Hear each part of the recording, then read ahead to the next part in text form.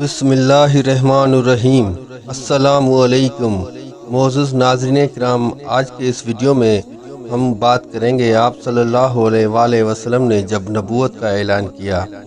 اس video کی تفصیل میں جانے سے پہلے آپ سب دوستوں سے بس اتنی سی التجا ہے، اگر ہو سکے تو میرے اس چینل کو سبسکرائب ضرور کر دیجئے۔ تو چلیے چلتے ہیں بنا ٹائم ویسٹ کیے ویڈیو کی طرف۔ معزز ناظرین کرام، پہلی وحی کے کچھ دن گزرنے پر آپ صلی اللہ علیہ وآلہ وسلم کے پاس حضرت جبرائیل علیہ السلام نے قرآن پاک کی کچھ آیتیں پہنچانا شروع کر دی۔ آپ صلی اللہ علیہ وآلہ وسلم کو یہ حکم بھی پہنچایا کہ آپ اپنی نبوت کا اعلان کر دیں اور دین اسلام کو لوگوں تک آسانی سے پہنچائے۔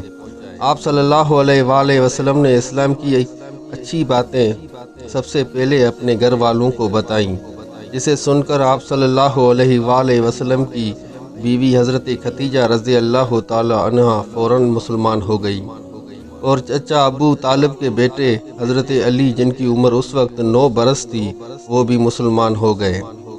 حضرت زید رضی اللہ تعالی عنہ بن حارثہ بھی مسلمان ہو گئے۔ نبوت کے ملنے کے 3 سال تک آپ صلی اللہ علیہ وآلہ وسلم لوگوں کو چپکے دین اسلام کی باتیں بتاتے رہے۔ آپ صلی اللہ علیہ وآلہ وسلم سے بے تحاشا کوششوں سے حضرت ابو بکر صدیق رضی اللہ تعالی عنہ، حضرت عثمان غنی رضی اللہ تعالی عنہ، حضرت زبیر رضی اللہ تعالی عنہ، حضرت طلحہ رضی اللہ تعالی عنہ اور سعد رضی اللہ تعالی عنہ، حضرت عبد الرحمن رضی اللہ تعالی عنہ وغیرہ سمیت 40 آدمیوں نے اسلام قبول کیا۔ آپ صلی اللہ علیہ وآلہ وسلم نے دین کا پیغام 3 سال تک رازداری کے ساتھ انجام دیا۔ جب اللہ تعالیٰ کی طرف سے حکم ہوا کہ دین حق کا پیغام اعلانیہ لوگوں تک پہنچاؤ، تب آپ صلی اللہ علیہ وآلہ وسلم نے ایک روز کوہ صفا پر چڑھ کر قریش کو بلایا۔ سب لوگ جب جمع ہو گئے تو آپ صلی اللہ علیہ وآلہ وسلم نے فرمایا، اے لوگو، اگر میں آپ سے کہوں کہ اس پہاڑ کے پیچھے ایک جرار لشکر موجود ہے تو کیا آپ لوگ میری اس بات کا یقین کر لوگے؟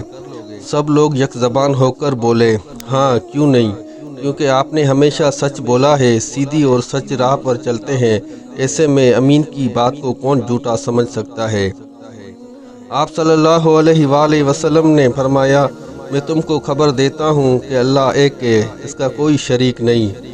اللہ کے عذاب کا لشکر تمہارے قریب پہنچ چکا ہے، اللہ تعالیٰ پر ایمان لاؤ، اسی صورت میں تم اس عذاب سے بچ سکتے ہو۔ یہ بات سن کر ابو لہب اور دیگر لوگ سخت ناراض ہوئے اور آپ صلی اللہ علیہ وآلہ وسلم کو برا بھلا کہتے ہوئے وہاں سے چلے گئے۔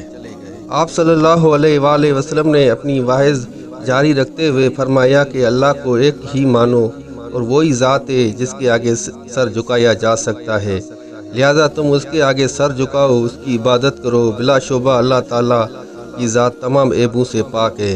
زمین و آسمان، چاند و سورج، ستارے وغیرہ سب اسی نے پیدا کیے ہیں، جو ایک ہی مالک ہے اور سچا معبود ہے۔ سب اس کی عبادت کرو اور اسی کے آگے سر جھکاؤ۔ قلبی پاکیزی اختیار کرو، لین دین میں کسی کے ساتھ کوئی دغا بازی نہ کرو، اور جو بھی وعدہ کرو اس کی پاسداری کرو، جھوٹی قسمیں وغیرہ نہ کھاؤ۔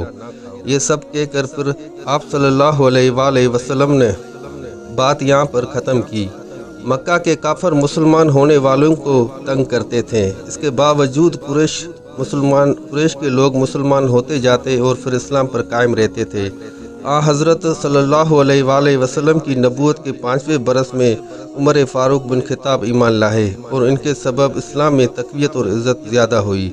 حضرت علی کرم اللہ وجہ سے روایت ہے کہ حضرت عمر بن رضی اللہ تعالی عنہ قوت اور شجاعت اور جواں مردی میں اور حشمت میں عرب کے درمیان مشہور و معروف تھے، اور تمام عرب ان سے ڈرتے تھے۔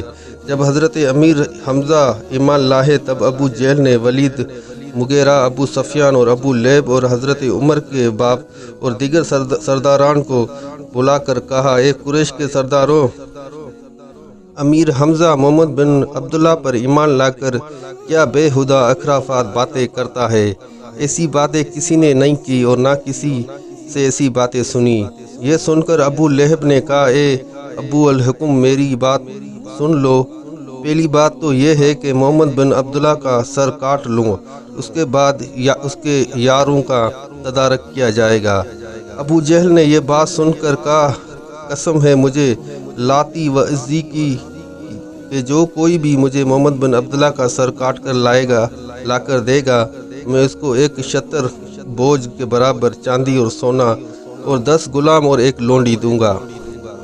بس یہ اعلان کرنے کی دیر تھی، عمر بن خطاب نے کہا یہ کام تو میرا ہے۔ ولید بن مغیرہ نے کہا کہ یہ دیکھو محمد بن عبداللہ کی تائید میں تمام بنی ہاشم ہے، کیونکہ یہ کام ہو سکتا ہے۔ یہ سن کر عمر بن خطاب نے لات و عزی کی قسم کھا کر کہا، اگر بنی ہاشم ان کی تائید میں آئیں گے تو ان کو بھی میں اسی تلوار سے قتل کر دوں گا۔ یہ کہہ کر تلوار لٹکا کر چلتے بنے۔ اتفاقاً راستے میں ایک اعرابی سے ملاقات ہوئی۔ اس نے پوچھا، اے عمر کہاں جاتے ہو؟ ناظرین کرام، اس ویڈیو کا بقیہ حصہ میں آپ کو پارٹ 2 میں آپ کی خدمت میں پیش کروں گا۔ تب تک کے لیے اپنا اور اپنے اس چینل کا بہت سارا خیال رکھیے گا۔